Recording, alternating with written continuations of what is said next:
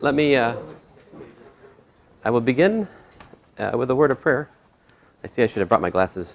Oh well. Heavenly Father, we thank you for this day. I thank you again for these students. Just ask you to bless our work today, Lord. In your name I pray. Amen. Let's see here. So, in each case, I wanted you to try to state the partial fractions decomposition and just stop there, right? All right, so we have 3x plus 2 over x squared plus 4x plus 8.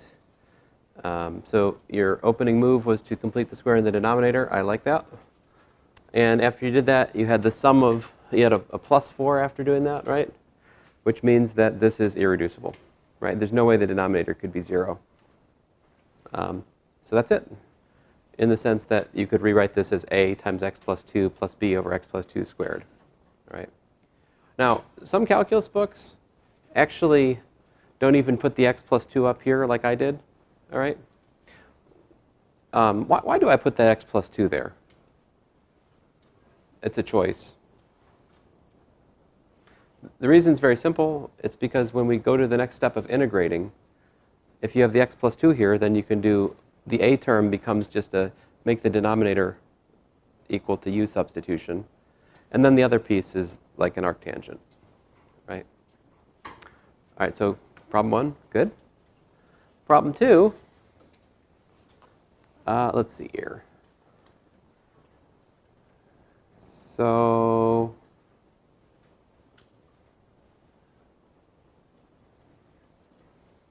you added and subtracted 13x, and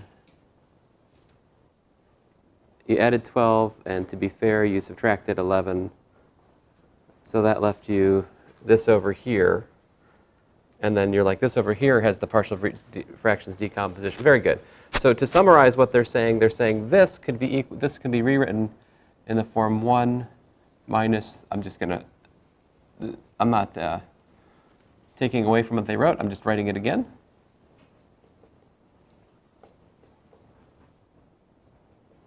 Right? And then their point is that this right here, we can find the partial fractions decomposition like this. Right? Very good. Very good. Problem 3. Let's see here, x cubed plus 17. So you saw through my subterfuge here. I multiply by x squared. So you factor out x squared, great. And so what they're writing here is a over x plus b over x squared plus cx plus d over x squared plus 1. Indeed, that would be the partial fractions decomposition, at least the blank template for this problem. Right? Very good. Problem 3, problem 4. X to the 4th minus 81 is what? Actually x squared plus 9 times x squared minus 9. Very good. One of those things is not like the other, right? You know,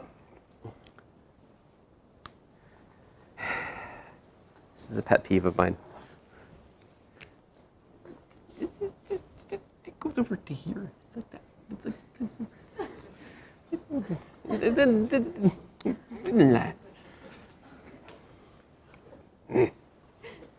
All right, I'll get over it.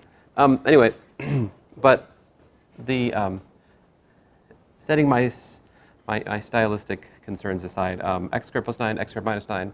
So that's x plus 3, x minus 3. Right? Very good. And so this gives us an ax plus b for the irreducible factor, plus a c over x plus 3, plus a d over x minus 3. That is how we'd set this one up. Very good. All right, very good. Whew. All right, next up, x minus 2 times x squared plus 1 squared times x squared minus 4. So I'm going to add a step right here. So there's some scribbling down here. I mean, that's not scribbling, it's perfectly good writing, but the point is that this is x minus 2 times x squared plus 1 squared times x minus 2 times x plus 2, right? So this guy and that guy overlap, right? So the, and I mean, this is good. So this is I mean, what I'm trying to say is this is the denominator, right? The key is to find the complete factorization over the reals of the denominator. And there they have it. It's an x minus 2 squared. It's an x squared plus 1 squared. It's an x plus 2. That's it. Once I have that, and I've checked to make sure that it's a proper fraction, is it? I have x to the 7th upstairs. That's a little worrisome. Uh-oh. I don't know. What do we got here? This is a what? Quartic. So this is 4, 5, 7. Oops. So this has to be long divided first. Yeah.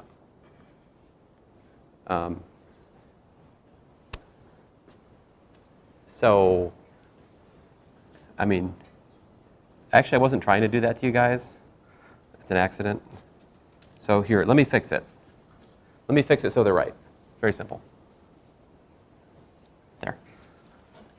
All right. Otherwise, we'd have a 3 plus something that we don't know yet without doing a bunch of long divisions. See, because otherwise they're both 7th up and down, which means I have to do like a long division to pull off the constant term that's implicit within having an x to the 7th. What would happen is we'd have like 3x to the 7th minus 3 over, if you multiply out the denominator, what you're going to get is x to the 7th plus stuff. All right? So when you do the long division, it's going to give you a 3 plus whatever divided by your x minus 2 squared times x squared plus 1 squared times x plus 2. Where Pac-Man is degree 6 or smaller. I didn't want to get into those details for this example. Anyway, yep. I have a question going back to Augmented.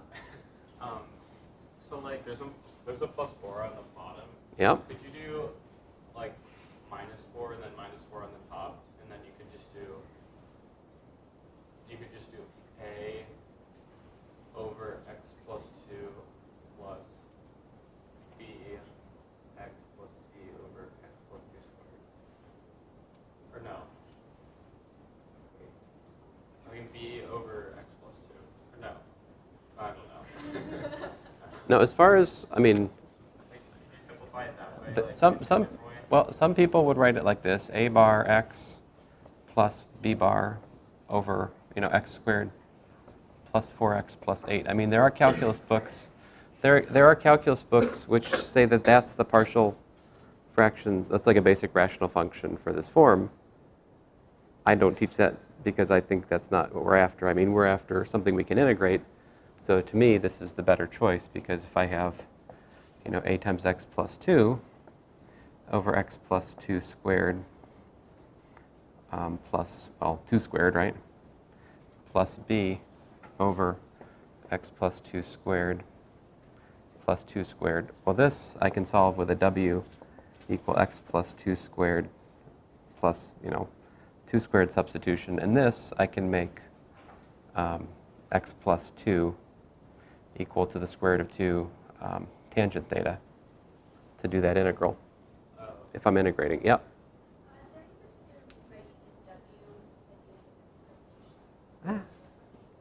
I miss W. I like to say W. It's more fun. I mean, we still have so much U substitution. U is overused, There's really no reason. It could be whatever. Yeah. Oh, the W is for whatever.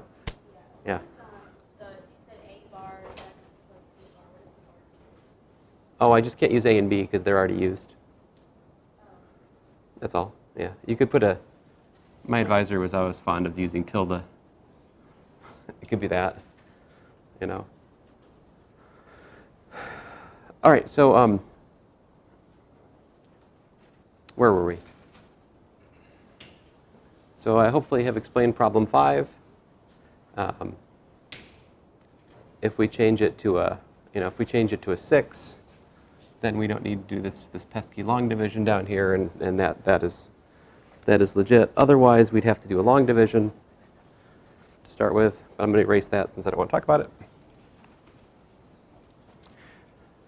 Problem 6. So here we have, is there a question? No? Okay. Problem 6, there's a x minus 1, x minus 2 squared, x minus 3 cubed in the denominator. Upstairs is linear. Definitely we don't have any worries about needing to do long division this time. So I've got an a over x minus 1, great. B over x minus 2, great. C over x minus 2 squared, excellent. Now we've taken care of the first two factors. D over x minus 3, E over x minus 3 squared, F over x minus 3 cubed. Indeed, this is the partial fractions decomposition for that one. Very good. We could reverse common denominator. If we reverse common denominator such an expression, we would end up with something like stuff over this denominator, generally for arbitrary choices of A, B, C, D, E, and F. Partial fractions, again, is really nothing more than undoing the process of making a common denominator. All right, let's see here. This one, problem 7. By the way, the top hat's back there. Oh, I said it. Oh. Strike that from the record. 3x cubed plus 8 over, so you saw through my ploy, you completed the square. X squared plus 6x plus 13 is x plus 3 squared plus 4. Very good. And so we have an irreducible quadratic in the denominator. It's squared. And that means we do 2 of these guys, right? The a over a times x plus 3 plus b over x plus 3 cubed plus 4, and then plus c times x plus 3 plus d over x plus 3 squared plus 4 squared, right? Both of these integrals can be tackled with a trig substitution, right? If you were to integrate these terms, we could use trig substitution for both. What trig substitution would you use for these? What would be the trig substitution to use?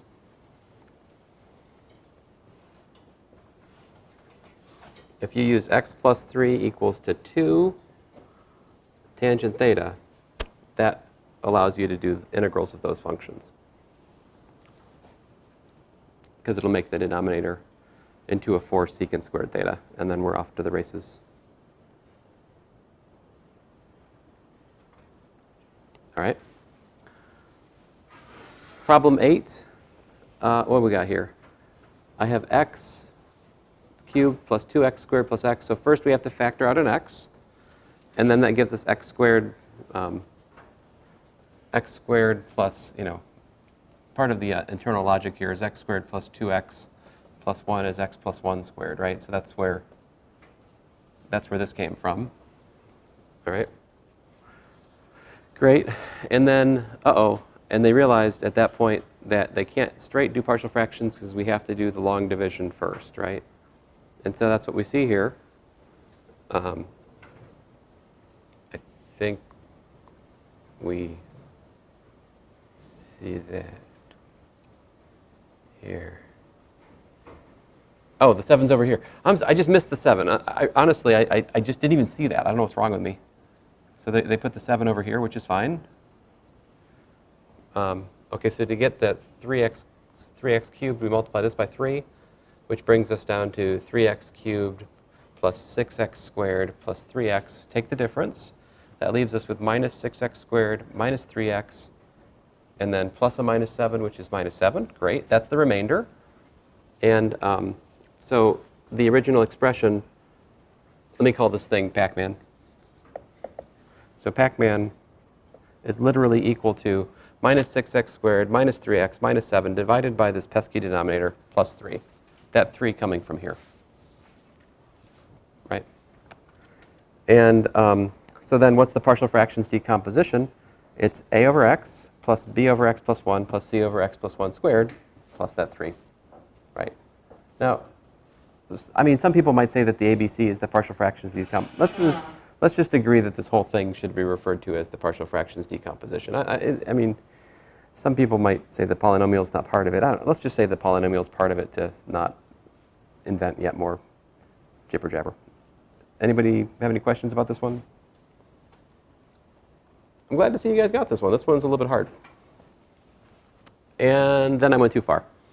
All right, so so here, you know, the first thing you have to notice is that x to the fourth plus 5x squared plus 6 rather, is equal to x squared squared plus 5 times x squared plus 6. So that's essentially u squared plus 5u plus 6, which means that that's u plus 1 times u plus 5. So the pattern here is x squared plus 1 times x squared plus 5. In other words, it factors, just maybe in a way you've forgotten about. Yeah. Did I do some wrong? Is that in my brain's glitching? Oh, did I factor it wrong? Oh, I'm sorry. What should I have done? Good gracious. I buried the lead. Let's see here. Yeah, I made a substitution. Oh. Okay, sorry, I missed the part where we Here, I'll fix it. I'll fix it. There we go. There we go. Well, that makes it so much better. Anyway, do you need a substitution? I don't think you do. The point is the denominator factors into x squared plus 3 times x squared plus 2, right? Okay, with that in mind, 3x cubed minus 8 over x squared plus 3 times x squared plus 2 is equal to ax plus b over x squared plus 3 plus cx plus d over x squared plus 2.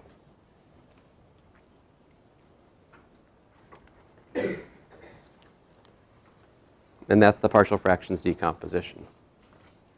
So I hope you're starting to see the difference. I mean, if we have linear factors versus we have irreducible quadratic factors, we treat them quite differently. Right? Now, we should actually do some more hand-to-hand combat with actual numbers, right? This is just the setup, but this is the part that you guys invariably get confused about, which is why I wanted to take time to do an in-class exercise on it. And so we've done that.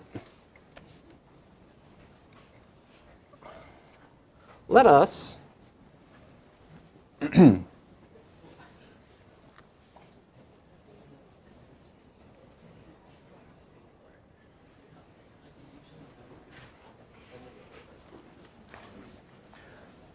let's work out that last one, actually. I think that would be a good exercise for us. Let's actually work out the details of the last one. All right? So I'll start with that. We have, what do we have? 3x cubed. Let me restate the problem. We want to integrate 3x cubed minus 8 divided by x to the fourth plus 5x squared plus 6 dx. All right. So I'm going to leave space up here to, actually I'm going to leave a little bit more space because I know where this is going to go. Hopefully that'll be enough space. So let's work on the partial fractions decomposition. Let's work that out. So we've got 3x cubed minus 8 over x squared plus 2 times x squared plus 3. And we've said that's equal to what? Ax plus b over what? I forgot my glasses. I guess I put the 3 first, huh? X squared plus 3 plus cx plus d over x squared plus 2. Now, the details of the algebra this time, they're going to be a little bit different than the ones we actually worked out last class, all the way to the end. So our opening move is the same. Multiply both sides by the denominator. All right? Multiply by the denominator. What's that give us?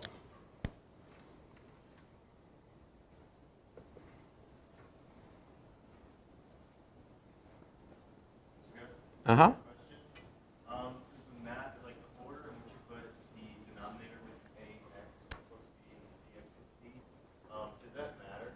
No. Like, no, it doesn't. Okay. No, because, I mean, we're ultimately finding values for A, B, C, and D. So if you wrote them in the opposite order, it would just essentially relabel A to C and B to D. And that's true for every example you guys wrote down today. The actual ordering of the A, B, C, D is irrelevant. The important thing is that you have all the players on the field, so to speak. Like, you need to be able to adjust all those possibilities, but what you label the possibilities doesn't really matter.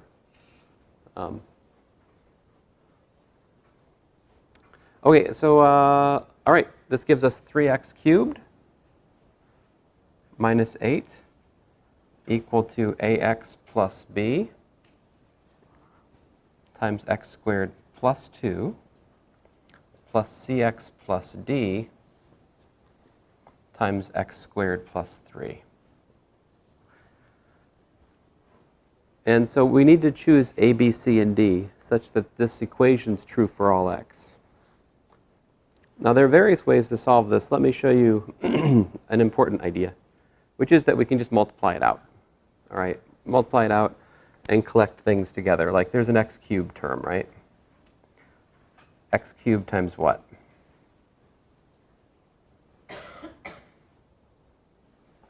We've got an a, right? Where else is there an x cubed?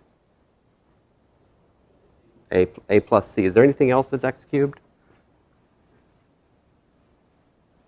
There is not. Next up, x squared. What are the x squared terms? I got a b, yeah, b times x squared. Anything else? Yeah, plus d, right? And then I can think about x. What are my x terms? I heard a, that's not quite right. Why? Where's the a coming from? We're taking this ax times the 2, so we have 2a. What else is an x term? C is almost right, but it should be what? 3c. You might have said 3c, and I didn't hear it. It's fine. And then what's left is the constant term, right? What are the constant terms here? 2b and 3d.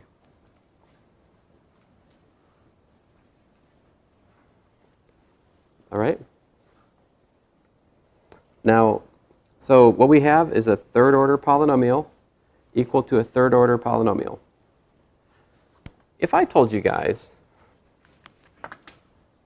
that we had ax squared plus bx plus c, right, just side note, if we had, I'll erase this in a second, but suppose I had ax squared plus bx plus c equal to 3x squared plus 6x minus 10. And I asked you, what is a? What'd you tell me? You say it's 3. What's b? 6. What's c? How do you know that? It just is? You were taught it, right? Well, one way you could derive that would be to set x equal to 0. Put x equal to 0. What does that tell you? C is 10. Once you know that c is 10, you can cancel it. Or you could differentiate this. If you differentiate this, it gives you 2ax plus b equal to 6x plus 6. Take the derivative, evaluate at 0. That will reveal that b is equal to 6. Take the second derivative. That will tell you that a is equal to 3 after you evaluate. I mean, so we can actually prove it. It is true, though. And what you just did is called equating coefficients. We can also equate coefficients here. Equating coefficients says that the coefficient of each power of x for a polynomial equation has to match. So equating coefficients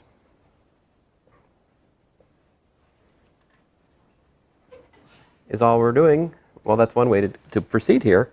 And so I'll just collect. We've got our x cubed, we've got our x squared, we've got our x equation, we've got our constant equation. The x cubed equation, I match 3. It's a plus c.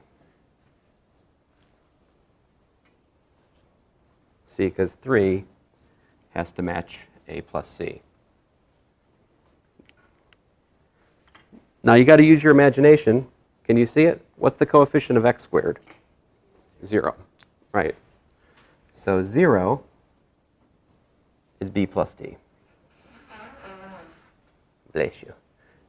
0 is also equal to 2a plus 3c.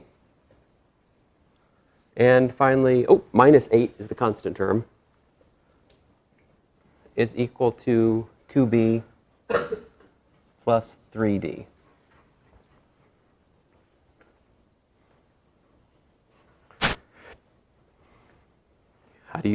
What are we looking at here?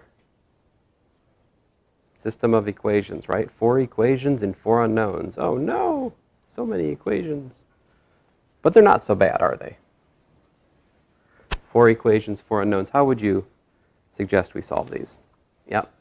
Well, we have 2 equations that have just a and c in them, so we can solve for a. So you're like divide and conquer, focus on the 2 equations which just have 2 unknowns.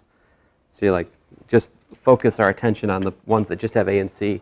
That will allow us to isolate a and c, subjugate them to our rule. Very good. You guys have a future as feudal lords. Let's see here. So this one and this one, we should focus our attention on there. And let me work up here on these equations, if you don't mind.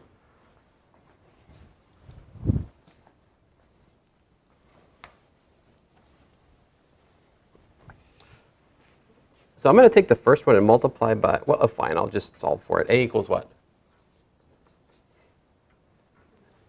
3 minus c. But we also have that a equals to minus 3/2, right?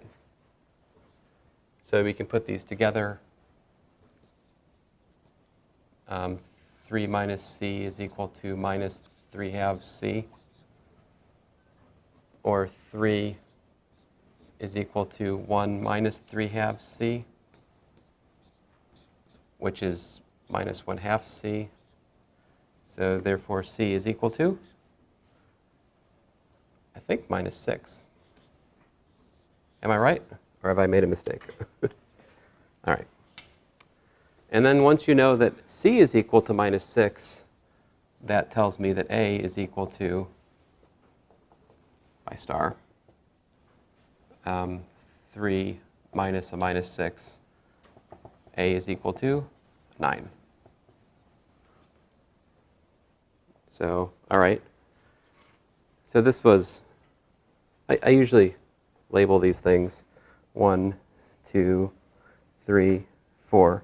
So this was by 1 and 3. So the way this works is you want to use what you haven't used, right? Which is, in this case, 2 and 4. What's 2 tell us? 2 says that d is equal to minus b, right? And then 4, what's 4 tell us? We can solve that one for d, right? D is equal to minus 8 minus 2b all divided by 3. But that's also equal to what? By 2. That's also equal to minus b. So we can solve that, right? This gives us minus 8 minus 2b is equal to minus 3b. So if I solve that, that gives me that b is 8.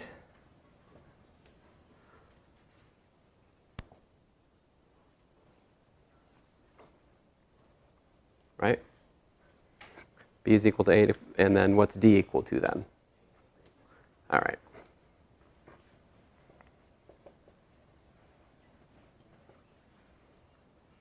So this is how we solve many equations and many unknowns. We solve one, substitute in the other, and just kind of work our way through until we figured everything out, right? Be careful not to use the same equations you've already used. That will tend to make you go in a circle. You'll get things that are true but useless, like 0 equals 0. So if I've used equations 1 and 3, I probably need to move on and use equations 2 and 4 as I go on, right? Is there a better way to do these? Is there a more systematic way of solving systems of equations like this? There is. This is why you're supposed to take linear algebra or Math 221. That's where we learn that. So, or my notes. I have an example of row reduction to solve these. Okay, so I'll show you in a second what I'm talking about. But let's finish. Since we did the algebra, let's use it. We've got what? 9x. What was my b? 9x plus 8 over, what was it, x squared plus 3 dx plus the integral of, oh, maybe I should just put a minus. Is both d and c negative? Yeah. Oh, that's nice. I'm going to pull that minus out. Minus 6x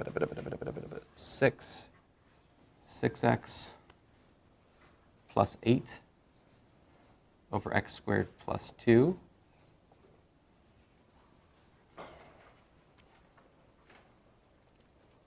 So we should look at that instead as the integral of um,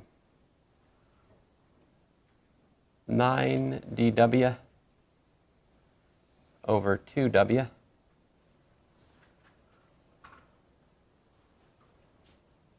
plus 8 integral of 8 dx over x squared plus 3 minus the integral of 6 du over 2u minus the integral of 8. Oh, they're both 8. That's weird. 8 dx over x squared plus 2.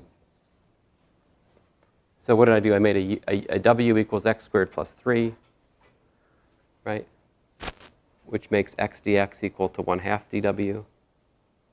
And I make a u equals x squared plus 2, which makes du equal to well, du over 2 equal to a x dx, which I had originally.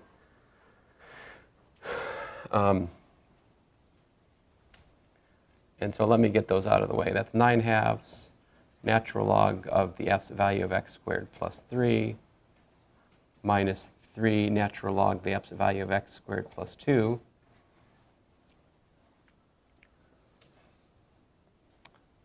And then let me put the other remaining terms, plus what?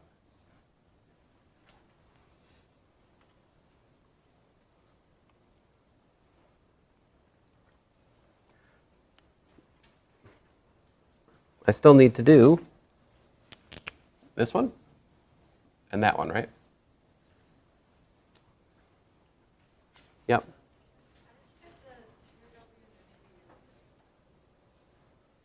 Because if u equals x squared plus 3, then du is 2x dx. So x dx is du over 2.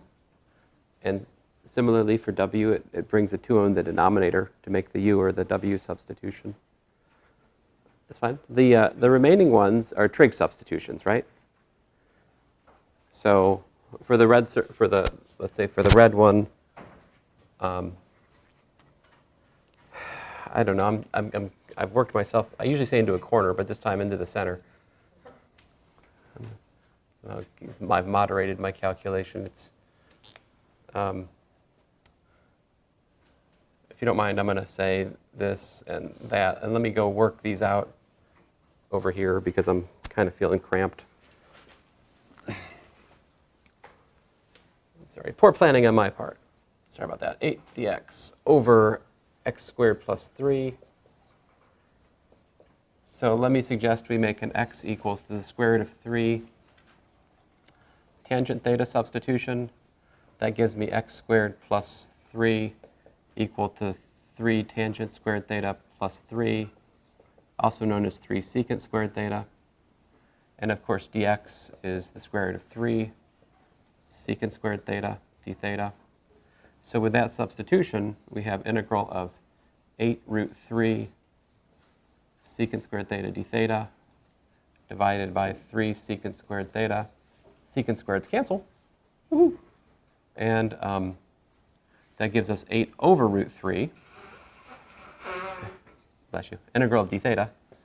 And so that's 8 over root 3 inverse tangent of x over root 3 plus a constant. That's how we integrate that.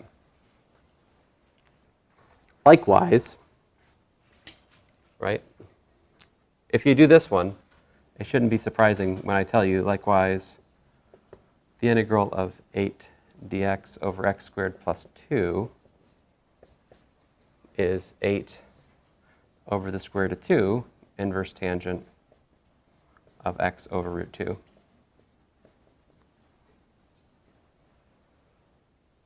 And with those, I can complete my work over here.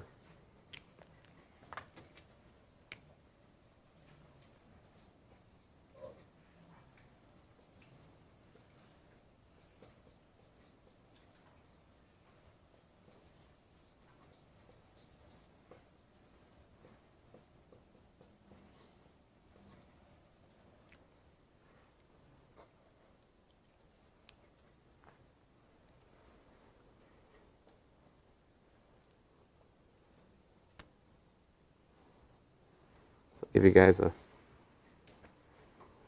second to catch up here. Any questions? Yeah. Oh, plus a constant. Dang it. You got me. Ah. Ah.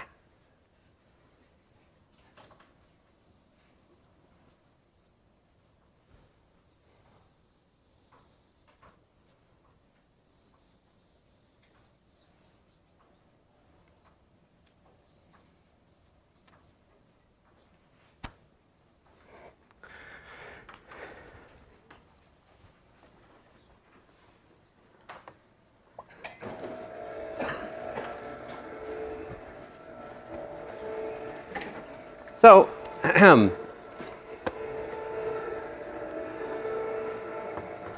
these problems can take a while, right? If the algebra, when the algebra gets coupled like that, when you get 3 or 4 equations and 3 or 4 unknowns, it does take a little bit of time to sort through things, but that's something you need to learn how to do.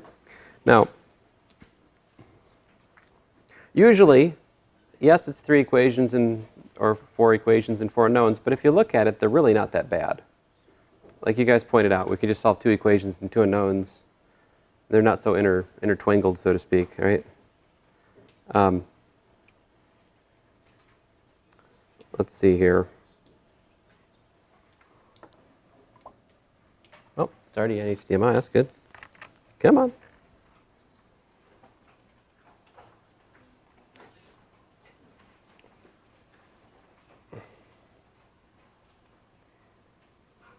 Let's see if I can find what I'm talking about here. This problem